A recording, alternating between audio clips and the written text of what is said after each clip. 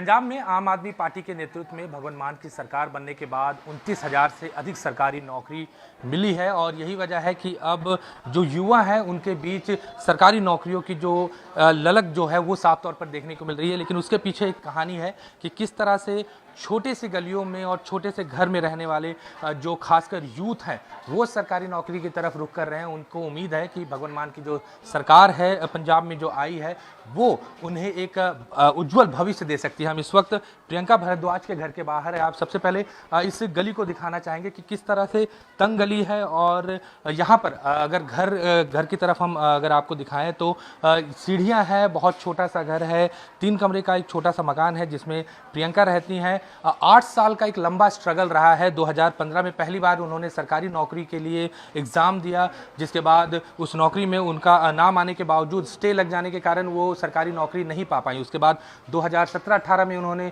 दोबारा एग्ज़ाम दिया, उस समय भी उनका नहीं हो पाया और 2021 में जब उन्होंने एग्ज़ाम दिया दोबारा उस पर स्टे लग गया और एक लंबा कानूनी जो दौर था वो प्रियंका ने देखा। और उसके बाद 2022 में जब भगवंत मान की सरकार यहाँ बनी उसके बाद लगातार जो नौकरियां हैं और जिस तरह के जो कानूनी दांवपेच थे उसको सरकार ने दूर किया और एक के बाद एक नौकरियां लगनी शुरू हो गई। घर दिखाते हुए हम ऊपर चलेंगे और प्रियंका और उनके परिवार से बात करेंगे। छोटा सा घर है प्रियंका का और उनसे बातचीत करेंगे और जानेंगे कि एक लंबा दौर जो रहा है स्ट्रगल का वो कैसा रहा है। यहाँ पर इनका पूरा परिवार जो है वो बैठे हुए हैं। प्रियंका खुद हैं, उनके पिताजी हैं, उनकी भाभी हैं, उनकी माताजी हैं, सभी लोग यहाँ पर हैं। इनसे बातचीत करेंगे। प्रियंका, आपसे सबसे पहले मैं बातचीत का शुरुआत करना चाहता हूँ कि सरकारी नौकरी लगी है, सबसे पहले तो मुबारकबाद आपको। कैसा रहा स्ट्रगल और कब से आप कोशिश कर रहे थे सरकारी नौकरी के लिए? हाँ जी सर, 2012 में मैंने अपनी बीएससी स्टार्ट की थी। 15 में मैंने कंप्लीट की, उसके बाद बीएड, फिर इसके बाद ईटीटी की। तो बीएड करते ही मैंने स्टार्ट कर दिए थे अपने एग्ज़ाम देने। तो सबसे पहले मेरा एग्ज़ाम जो क्लियर हुआ था वो 2016 में हुआ था, बट बीएड और ईटीटी का उसमें इशू हो गया था तो वो पोस्ट कैंसिल हो गई थी। फिर उसके बाद सेकेंड दिया, उसमें भी कोई इशू हुआ और वो कैंसिल हो गई। फिर ये एग्ज़ाम जो हुआ था ये हुआ था 2021 में ऑन 16 अक्टूबर, उस दिन मेरा बर्थडे था। तो उसके बाद दिसंबर में ये क्लियर हुआ। फिर इसमें भी स्टे हो गया। मेरा डॉक्यूमेंट वेरिफिकेशन हो चुकी थी फेब तक, बट उसके बाद मुझे ये लगा कि अब कुछ नहीं होगा क्योंकि स्टे लग गई, कैंसिल हो गया था। तो साल हो गया था वेट करते हुए, हमें था कि नहीं होगा। मैंने आइल्स भी अपना क्लियर कर लिया था इस चक्कर में कि शायद मतलब ये पोस्ट नहीं होगी तो मैं बाहर ही चल जाऊँ, क्योंकि मेरी एज भी 27 हो गई है। तो मुझे लगा पेरेंट्स का प्रेशर भी होगा और शादी का भी एक टाइम पे आ ही जाएगा, तो बाहर जाना ही बेटर रहेगा अपने करियर के लिए। तो बट एकदम से 1 साल बाद इसकी नोटिफिकेशन आई तो मेरे 65 मार्क्स थे, तो 66 तक इन्होंने रख लिया था सबको और मेरा फिर वेटिंग में आ गया था। बट 65 के बाद उसके बाद थोड़ी सी हमें हिंट मिल रहे थे कि शायद आ जाएंगी पोस्ट, पर जैसे ही ये सरकार आई, आप सरकार की वजह से एकदम से हमें 15 मई को एकदम से नोटिफिकेशन आई। 16 को हमें अपॉइंटमेंट लेटर मिला और 17 को ही मेरी ज्वाइनिंग हो गई थी साथ। मतलब 8 साल का जो स्ट्रगल है वो सिर्फ 72 घंटे में वो पूरा हो गया। हाँ जी बिल्कुल। मैं बहुत खुश हूँ इस चीज़ से कि इस सरकार ने मतलब बहुत जल्दी हमारी करवाई। और 31 को मेरे पापा की रिटायरमेंट भी थी, 31 मई को। तो मेरी विश भी थी कि पापा की रिटायरमेंट से पहले मेरी जॉब लग जाए और वो हो भी गया। मतलब पिता का सहारा बन के आप उभर रही हैं। हाँ जी। और ये एक सवाल ये है कि 2015 में आपने जब पहली बार एग्ज़ाम दिया था तो क्या लगा था कि इतना लंबा सफ़र हो सकता है, या उम्मीद थी कि जल्द से जल्द हो जाए? क्योंकि लोगों को सरकारी उम्मीद, जब सरकार एग्ज़ाम क्लियर होता है तो उम्मीद होती है कि जल्द से जल्द नौकरी लग जाए। हाँ जी सर, मतलब उस टाइम पे मतलब हम इतने एलिजिबल नहीं थे। 2017 में मेरी बीएड कंप्लीट होनी थी, तो मैंने वैसे एक रैंडम एग्ज़ाम दिया था तो मेरी फ्रेंड की लग गई थी उसमें एग्ज़ाम। तो मुझे था कि इसके बाद 18 में जो एग्ज़ाम आएगा उसमें मेरी लग जाएगी क्योंकि मेरी प्रिपरेशन थी उतनी अच्छी। बट नहीं, उस टाइम पे स्टे का इशू और बीएड और ईटीटी का इशू की वजह से नहीं हुआ और मुझ पर इतना नहीं पता था कि इतना लंबा जाएगा ये। इस दौरान आपने अपनी ज़िंदगी में क्या क्या पड़ाव फेस किए हैं? कैसे ये पूरा 8 साल रहा है? क्योंकि छोटा परिवार होता है, फाइनेंशियल क्रंचेस बहुत होते हैं और जिस तरह मैं देख रहा हूँ, एक भाई हैं, 2 बहन हैं, पिताजी के ऊपर जिम्मेदारियाँ बहुत ज़्यादा थी। उस दौर को आपने कैसे निकाला? क्योंकि आपने ट्यूशन भी पढ़ा रही थी, आपने ये बताया। 2012 से मैंने मतलब खुद ही करना ट्यूशन्स पढ़ाना शुरू कर दिया था कि फ़ीस वगैरह खुद की, पापा पे प्रेशर ना बने। पर 2018 में मतलब जैसे एग्ज़ाम दिया नहीं हो पा रहा था, तो मैं चली गई थी काफ़ी स्ट्रेस में कि आइल्स क्लियर करके बाहर जाना ही ठीक रहेगा। तो 2021 में कोविड आया, तो एकदम से घर में 6 मेंबर्स की डेथ होगी, तो घर में बहुत बुरा माहौल हो गया था। तो मुझे यही लगा कि मैं नहीं पढ़ पाऊँगी। ये कोविड के दौरान हुआ? हाँ जी, हाँ जी। तो मुझे ये था कि अब एज भी निकल रही है, ऊपर से कोविड की वजह से और नहीं पढ़ पाऊँगी, तो मैंने ये सोचा कि मैं नियर बाय पीजी ले लेती हूँ कि अगर घर में कोई प्रॉब्लम होगी तो मैं साथ जल्दी आ भी जाऊँगी और साथ में मैं मतलब वहाँ पे पढ़ती भी रहूँगी। तो उसमें मैंने 21 में ये एग्ज़ाम दिया था वहाँ पे पढ़ के, तो और वही क्लियर हो गया। एक मिडिल क्लास फैमिली के लिए सरकारी नौकरी का क्या इम्पोर्टेंस होता है, ये आप बताइए।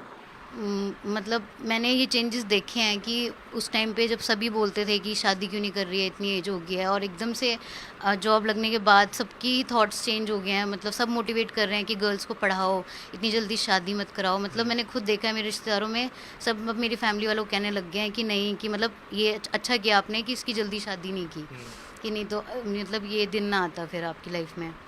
अगर लगता है कि सरकार नहीं बदलती और जिस तरह से भगवान मान लगातार सरकारी नौकरियां दे रहे हैं, तो वो एज भी निकल जाता अगर आपको इस समय नौकरी नहीं मिलती? नहीं, मतलब मुझे नहीं लगता है कि अगर कोई और सरकार होती तो ये पोस्टें आनी थी और मेरी लगनी थी जॉब, और मैं शायद बाहर ही चले जाती।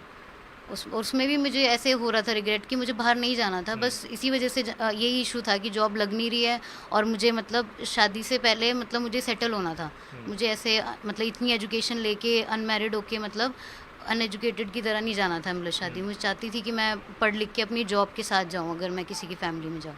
तो जो एक मिशन है भगवान मान का कि बच्चों को विदेश ना भेजें बल्कि यहाँ करें, तो सरकारी लग रहा है कि अब वो चीज़ें होती हुई दिख रही हैं। दिख रही हैं, हाँ जी। मुझे था कि ये शायद इतना मतलब कह रहे हैं बट ऐसा होगा नहीं, बट नहीं, इन्होंने बहुत जल्दी काम किया, और मुझे लग रहा है आने वाले मतलब जितने भी हैं स्टूडेंट्स वो उनके लिए भी करेंगे जो वेटिंग में है।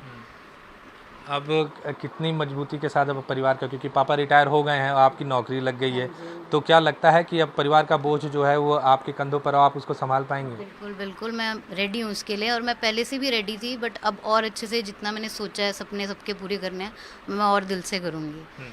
प्रियंका के पिताजी हैं सर, आप क्या नाम है आपका? मेरा लालमणि नाम है, लालमणि। लालमणि सर, उम्मीद थी कि बेटी को इस तरह से सरकारी नौकरी मिल जाएगी? उम्मीद तो थी साहब, लेकिन ये है कि नहीं भी थी। यही लग रहा था कि कहीं बाहर चली जाएगी, बाहर जाएगी। लड़की की ज़्यादा बहुत टेंशन में था, लेकिन जब इनकी वेटिंग आ गई तब और टेंशन में पड़ गया कि मुश्किल है अब आना। लेकिन कुछ 8-9 महीने में के अंदर ही इनकी अपॉइंटमेंट हो गई सर। हाँ, बहुत खुशी हुई, और मेरे को रिटायरमेंट महसूस नहीं हुई ज़रा भी कि मेरी बेटी मेरी जगह पे आ गई है। हाँ जी, इतना हुआ था। तो और ये पूरा दौर कैसे गुजरा, 6-7 साल जिस तरह इसने प्रियंका ने स्ट्रगल किया, कितना सपोर्ट था आपका? मेरा सपोर्ट साहब बेटी के लिए बहुत कम था। इसने अपनी ही मेहनत से ट्यूशनें पढ़ा के करी हैं।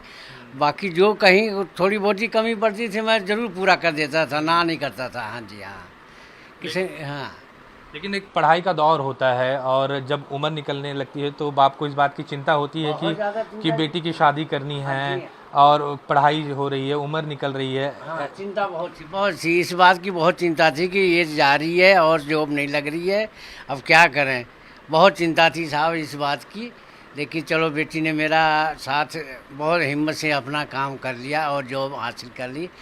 पंजाब सरकार का भी बहुत बहुत धन्यवाद करता हूँ कि बच्चों को मेहनत करके पैसे लगा के पढ़ रहे हैं, और उनको आगे तक मतलब सफ़र मिलना चाहिए सही। तो लग रहा है कि अब पंजाब के जो युवा हैं जो बाहर जाने की सोच रहे थे, अब यहीं रुकने की सोचेंगे। बिल्कुल। इनका देखो 40-50 हज़ार रुपये लग गया जॉब का वहाँ डॉक्यूमेंट भेजने में, लेकिन अब नहीं भेजेंगे, चाहे आ भी जाए ना, अब नहीं भेजेंगे, अब यहीं रहेंगे जी, पंजाब में अब सर जॉब कराएंगे जी। हाँ, माता जी, बेटी की सरकारी नौकरी लगी, जब खबर मिली आपको और अपॉइंटमेंट है, तो क्या सबसे पहले क्या आया मन में? बहुत खुशी हुई जी। पहला तो हमने सोचा कि उनके रिटायरमेंट की आई है, फिर जब सब बधाई देने लगे कि बेटी की आई है तब पता चला हमें, फिर खुशी हुई जी बहुत। जानकारी कैसे मिली आपको?